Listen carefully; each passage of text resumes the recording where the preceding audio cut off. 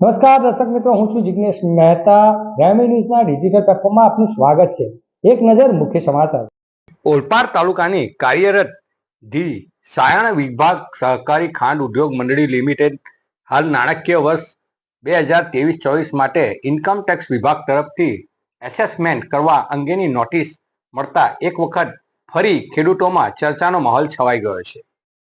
ગુજરાત પ્રદેશ કોંગ્રેસ સમિતિના મહામંત્રી દર્શન નાયકે સરકારના વલણ ઉપર સવાલો ઉઠાવ્યા અને જણાવ્યું કે વર્ષ 2014માં ગુજરાતના મુખ્યમંત્રી અને હાલના વડાપ્રધાન નરેન્દ્રભાઈ મોદીએ જાહેર સભામાં દક્ષિણ ગુજરાતની 19 સુગર મિલો ઉપર 5,000 કરોડ ઇન્કમ ટેક્સનો આરોપ અંગે યુપીએ સરકાર ઉપર આક્ષેપો કર્યા હતા.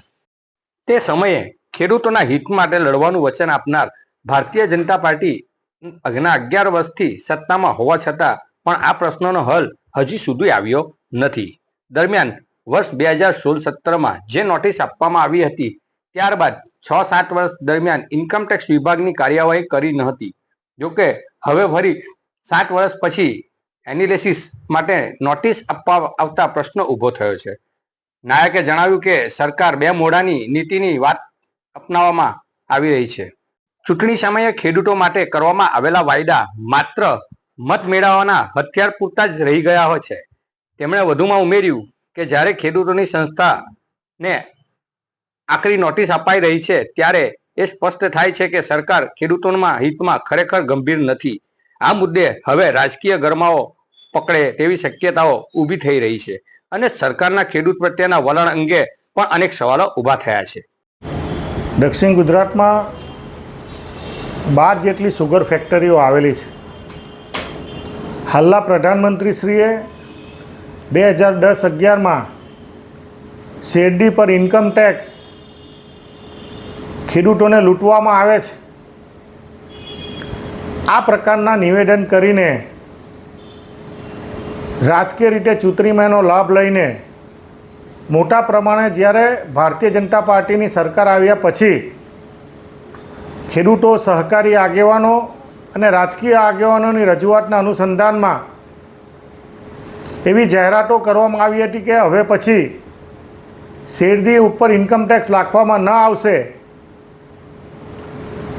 આ જાહેરાત કર્યા પછી પણ દક્ષિણ ગુજરાતની અને અન્ય સુગર ફેક્ટરીઓને કરોડો રૂપિયાની ઇન્કમ ટેક્સની નોટિસો આપવામાં આવી હતી.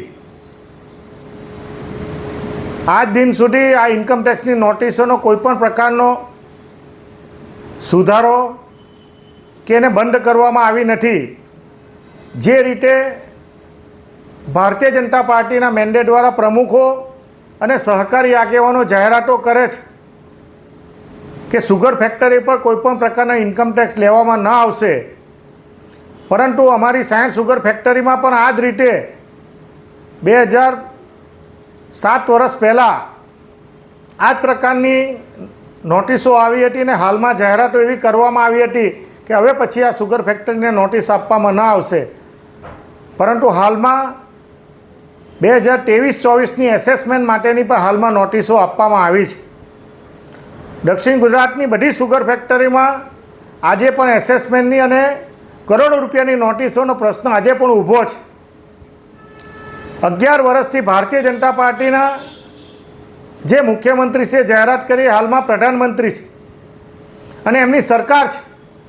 ખેડૂતોની આવક બમણી કરવાની વાત કરનારી આ ભારતીય જનતા પાર્ટીની સરકાર ખરેખર ખેડૂતોને હિત ઈચ્છતી હોય. દક્ષિણ ગુજરાતમાં જે કપરાકારમાંથી શેરડીનો પાક ચાલી રહ્યો છે અને નોટિસો અટકાવવામાં આવી છે, પરંતુ સંપૂર્ણ રીતે કાયદાકીય રીતે એને દૂર કરવામાં આવી નથી. તો માનનીય પ્રધાનમંત્રીને વિનંતી કરીએ કે ખેડૂતોના હિતમાં, સહકારી માળખાના હિતમાં અને સુગર ફેક્ટરીના હિતમાં આવનારા દિવસોમાં જે સુગરની તકલીફ છે એ તકલીફ દૂર કરવા માટે તાત્કાલિક અસરથી આને ગેઝેટેડ જોગવાઈ કરી, કેબિનેટમાં પસાર કરી, કાયદો બનાવીને સુગર ફેક્ટરી પરનો કાયમ માટેનો જે ઇન્કમ ટેક્સનો દર કે હાવ છે એ તાત્કાલિક અસરથી દૂર થાય એ પ્રકારની લાગણી દક્ષિણ ગુજરાતના અને સમગ્ર ગુજરાતના નહીં સમગ્ર ભારત દેશના સહકારી ઉદ્યોગ, ખાંડ ઉદ્યોગ માટે એ પ્રકારની વિનંતી કરીએ છીએ કે તાત્કાલિક અસરથી આ ઇન્કમ ટેક્સ દૂર થાય.